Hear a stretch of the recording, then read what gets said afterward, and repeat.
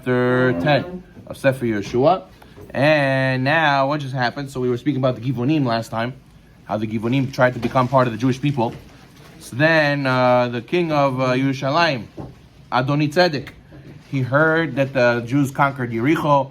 They heard they conquered Ai, and like they say, the British are coming. The Jews are coming. They're coming to conquer Eretz Canaan. So what do?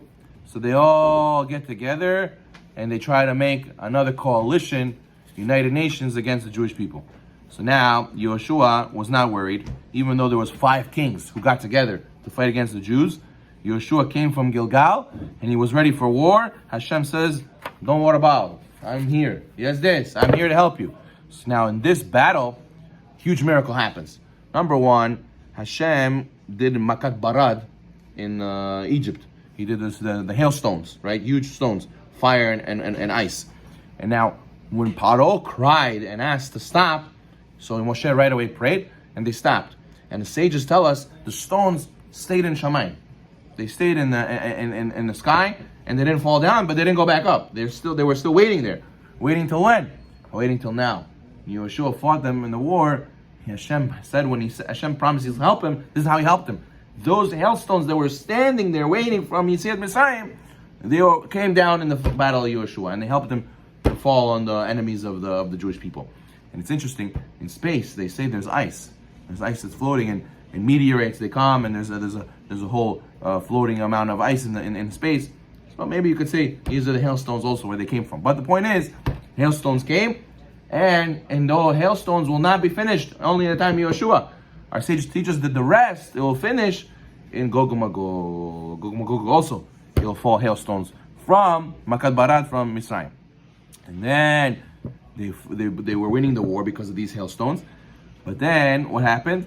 Yehoshua saw the war is taking a very long time, and the day is going to be over, and they're not going to be able to finish in one day the war. So what did Yehoshua do? Yehoshua prayed that the sun should not move. The sun stood in its place for Yehoshua ben Nun for 36 hours. It was still day. For 36 hours, can you imagine? So basically a day and a half. A day and a half? Can you imagine you go from 8 o'clock in the morning, 7 o'clock in the morning, sunrise, and it goes and doesn't set till the next day in the evening. So I'm talking about not that night, 8 o'clock at night or 7 o'clock at night went down. The next day, a whole another day afterwards, then it went down. So that's an unbelievable miracle that the sun listened to Yehoshua, and they were able to have a long day, and they were able to finish the war, and they beat them in that long battle. So therefore, what do we see from here? We see how powerful Yehoshua was. And interesting, there's 2 people that brought the Jews to Eretz Israel. There was Yehoshua and Ezra. Ezra Sefer, he brought the second round of people to the Beit HaMikdash. Now, Yehoshua's name means salvation. Ezra means help. Which means, the sages want to tell us, Yehoshua was the person who brought miracles from Hashem. So therefore, it's like Hashem gave us salvation. Ezra Sefer, he only brought help, but we needed to do a lot of the work. Why is that? Because the people of Yehoshua's times, they were very holy, and they had a lot of zuchud, they didn't have any sins. So therefore, Hashem was able to do everything for them. The more sins you do, the less Hashem can help you. The less Shekhinah is there. So you have to do more ishtadlut. The more emunah you have, the less ishtadlut you do. The less emunah you have, the more ishtadlut you have to do. So that's why Yehoshua, Hashem did everything. Salvations, falling stones from the sky. The sun stood up 36 hours. But by Ezra is, I only can come help. Hashem says, I only can come help. You have to do the rest. Because of the level, depending on the level that you're holding by. Afterwards, when we see that the Pirkei Eliezer says this war started Erev Shabbat. So that's why Yehoshua prayed that the sun should stay up, because it was going to go into Shabbat. So therefore he didn't want to go and break Shabbat for this war, and therefore that's why he asked the sun to stay up. Now, the Shulchan Aruch writes, Halacha, in Siman Resh Yud Het. Shulchan Aruch says that if you see Avnei al Gavish, you have to make a special bracha. What's Avnei al Gavish? It's those hailstones that fell in the war of Yehoshua. So interesting, it's a halacha, because we know in the future we're going to have to make a bracha, because we're going to see it in Gog and Magog. So it's interesting how this story is going to actually make a halacha change for us. When Mashiach will come, we have to make a bracha. And finally, when they captured all the kings, what did Yehoshua say? Yehoshua told his soldiers, put your feet on their necks. When you capture them, put your feet on their necks, and then we'll go and hang them. And they hung them and they put them down. At the end of the day, they buried them in some cave. Why the necks? Because we know, the sages teach us, the neck represents the connection of the body to the head.